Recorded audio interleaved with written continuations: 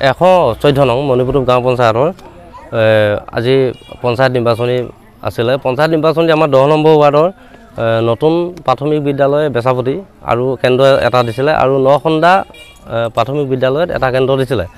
আমি আমাৰ এলেকাৰ 10 নম্বৰ ৱাৰ্ডৰ প্ৰায় 41 জন ভোটাৰ আমি নতুন প্ৰাথমিক বিদ্যালয়তো পোৱা নাই আৰু নখন্দা প্ৰাথমিক বিদ্যালয়তো পোৱা নাই। গতিকে সেই সন্দৰ্ভত গৈ আমি এটা তদন্ত ল'লোঁ। লোৱাত আমি এটা কপি পাই গ'লোঁ, মানে কম্পিউটাৰত চাওঁতে কপিটো পালোঁ। কপিটো পোৱাৰ পিছত ইয়াত আহি পেলাই চাইছোঁ যে আমাৰ এই কপিটো ইয়াত নাই, আমাৰ ভোট কেন্দ্ৰত নাই, কিন্তু আমি কপিটো কম্পিউটাৰত অলৰেডি পাইছোঁ। এই কপিটোত আমাৰ গোটেই ভোটাৰখিনিৰ নামখিনি আছে।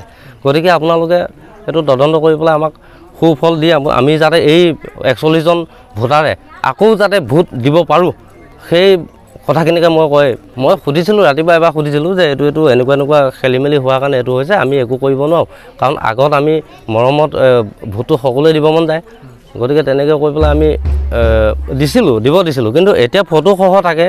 গতিকে ফটোসহ থাকে কাৰণে আমাক দিব তেওঁলোকে নোৱাৰে, কাৰণ আগত তেনেকৈ চলি গৈছিলে, আজিকালি নোৱাৰে।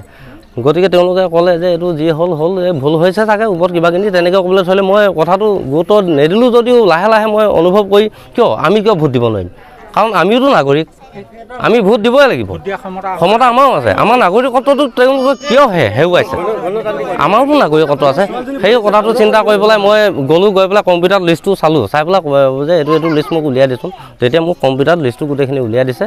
উলিয়াই দিয়াৰ পিছত মই আজি চাইছোঁ, চাই পেলাই ইয়াত পাইছোঁ, ইয়াত মই কপিটো পোৱা নাই। গতিকে আপোনালোকে এই সন্দৰ্ভত আমাক সুমীমাংসা কৰি দিয়ে যেন, উদ্ধাৰ কৰি দিয়ক, সেইটো আমি ভাবিছোঁ। আকৌ আমি ভোট দিব পাৰোঁ যাতে ব্যৱস্থা কৰি দিব, আৰু ভোট আমি এই 41 জনে দিব পাৰোঁ যাতে। মোৰ যিজনী ছোৱালী বিয়া দিলোঁ, সেইজনী ছোৱালী ভোট আহিছে, কিন্তু আমাৰ বাপেকি মাইকী হ'লে ভোট অহা নাই।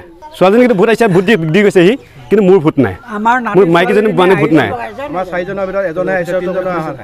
সুধিছিলোঁ, তাতো গৈছিলোঁ, তাত মই আপোনাৰ ভোটৰ যিটো ভোটৰ কাৰ্ডটো কম্পিউটাৰত মাৰিছোঁ, কম্পিউটাৰটো আছে, কিন্তু সেই শ্লিপ এটা কাটিলে মই সোমাই গ'লোঁ ভিতৰলৈ, কিন্তু কৈছে ইয়াত লিষ্টত নাম নাই, নোৱাৰিবা বুলি উলিয়াই পঠিয়াই দিলে। আজি চৰকাৰলৈ মই আহ্বান জনাব বিচাৰিছোঁ, যিহেতুকে আমাৰ নাগৰিকত্বৰ দায়িত্ব ভোটাধিকাৰ। আচ্ছা, এতিয়া কথা হ'ল কি, আমি প্ৰতি বছৰে ভোট দি আহি আছোঁ প্ৰতিবাৰতে। এইবাৰ পঞ্চায়ত ইলেকশ্যনত যে এই ৱাৰ্ডবিলাক সাল সলনি হৈছে, তাৰে এটা বিজুতি নে কি নাজানো, কিন্তু কথা হ'ল কি, আমাৰ এই অঞ্চলৰ যিসকল বাসিন্দা, এই বাসিন্দাসকলৰ ভোট প্ৰত্যেকবাৰতে আহে। এইবাৰ নাহিলে, আহিছে আকৌ এখন ঘৰৰ কাৰোবাৰ জীয়েকক বিয়া দিছে, এই বিয়া দিয়া ছোৱালীজনীৰ মানে এটা ভোটাৰ লিষ্টত নাম আহিছে, মাক বাপেক নাই, ককায়েক ভায়েক নাই।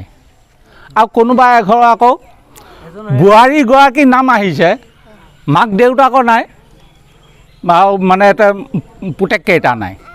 এনেকুৱা এটা পৰিস্থিতি হৈছে। মই অনুৰোধ কৰিব বিচাৰিছোঁ, যিহেতুকে আমাৰ ভোটাধিকাৰৰ সাব্যস্ত কৰা সম্পূৰ্ণ আমাৰ দায়িত্ব।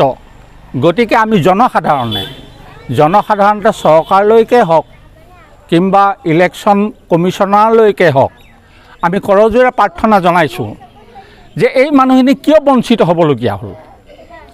এতিয়া মই আপোনাৰ এইটো হ'ল বেচাপতি নতুন প্ৰাথমিক বিদ্যালয় কেন্দ্ৰ, আৰু এটা নখন্দা মানে এটা ভোট কেন্দ্ৰ, আৰু এটা আছে আমাৰ এইখিনি মানুহে 3 নম্বৰ ৱাৰ্ডত মানে ভকত গাঁৱত। সেই লিষ্টটো আমি চাইছোঁ, পিছত পোৱা নাই আমি ক'তো।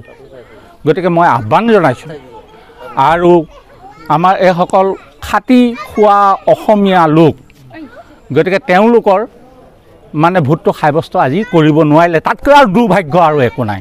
কাৰণ কিয়, পঞ্চায়ত ইলেকশ্যনটো আমাৰ ঘৰুৱা ইলেকশ্যন, আমি প্ৰাৰ্থী চাই মানে তাত মানে ভোট প্ৰদান কৰিব লাগে।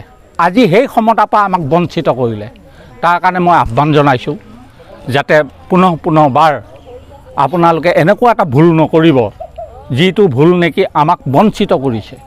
গতিকে তাৰ কাৰণে মই আহ্বান জনালোঁ।